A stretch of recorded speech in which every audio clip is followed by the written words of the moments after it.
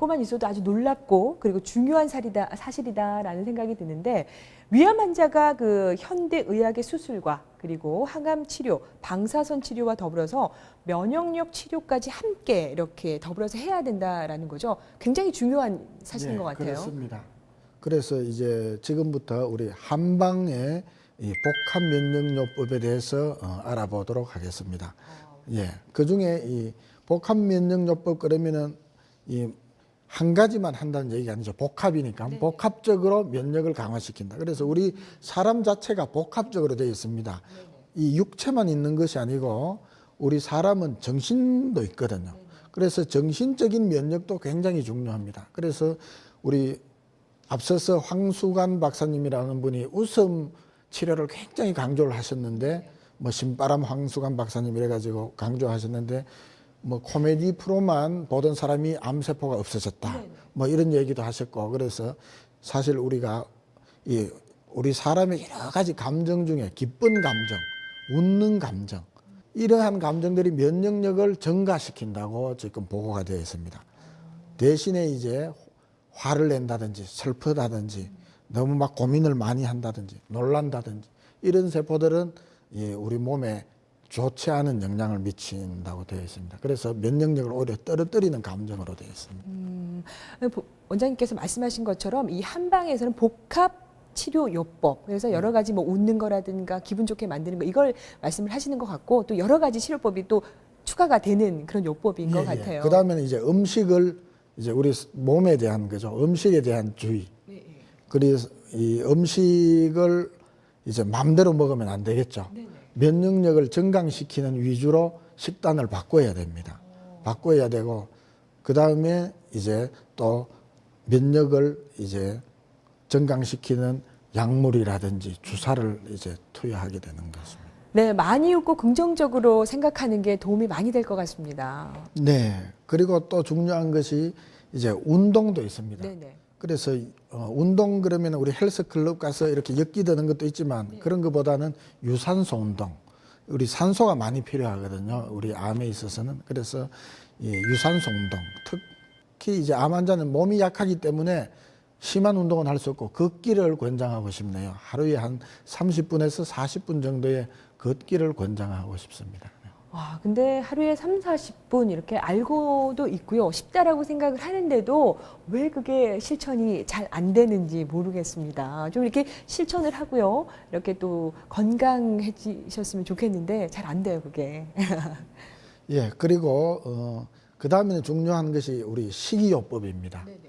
우리 동의보감에도 이 음식이 바로 약이다 이런 말이 있습니다. 그래서 음식 식단부터 조절해야 됩니다. 위암 환자는. 그래서 특별히 위암 환자는 우리 몸에서 아연이라든지 칼슘이라든지 또는 이런 여러 가지 마그네슘 같은 미네랄이 공통적으로 다 부족해요. 위암 환자들의 공통적인 부분입니다. 그래서 이 성분들은 면역하고 직접 관계가 있는 성분들입니다. 그래서 이 성분들이 부족하면은 전이나 재발 이런 것도 쉽게 되기 때문에 이 성분을 많이 섭취해야 되는데 이 성분은 바로 우리 채소에 많습니다. 특별히 이제 녹색과 황색 채소. 그래서 잘 알고 있는 당근, 우엉, 연근, 뭐 비트 등등 이런 생야채를 많이 섭취하는 것이 도움이 되고요. 그리고 또 중요한 것이 셀레늄이라는 성분이 있습니다. 셀레늄과 게르마늄이라는 성분이 또 우리가 굉장한 어떤 위암의 어떤 재발과 전이를 방지하는 그런 항산화제인데요. 이 항산화제의 어떤 요구량이 위암 환자의 경우 보통 하루에 100ml 그러니까 100μmg 뮤라는 거는 이제 굉장히 더 작은 숫자죠. 100mg에 아주 그 뭐 10만 분의 1인가요?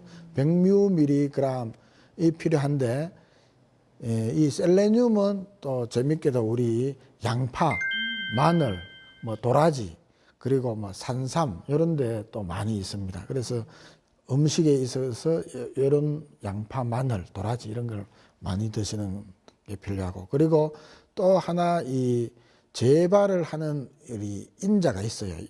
위암에 있어서 왜 CD44 몰레킬이라는 성분인데 이 물질이 재발, 전이를 자꾸 일으키는데 이거를 방지하기 위해서는 우리 몸에 효소가 필요해요. 그래서 효소는 우리 전통적으로 많이 써왔어요. 발효된 식품, 청국장, 된장, 바로 이런 겁니다. 그래서 우리 암 환자분들은 기본적으로 된장국을 아주 짜지 않게 순하게 드시는 것이 필요합니다. 네, 원장님께서 이렇게 말씀을 하셨는데 생야채 아니면 녹황색 채소 굉장히 몸에 좋다라고 말씀을 하셨는데 뭐 집에서 흔히들 요즘에 이렇게 녹즙 같은 거 많이 드시거든요. 이렇게 내려서 그건 도움이 많이 될까요? 예, 녹황색 채소, 생야채가 좋으니까 이제 음식으로 먹는 게 도움이 되겠죠. 녹즙은 이제 그 채소들을 갈아서 한꺼번에 갈아서 많은 양을 일시에 복용하겠다 그런 의미거든요.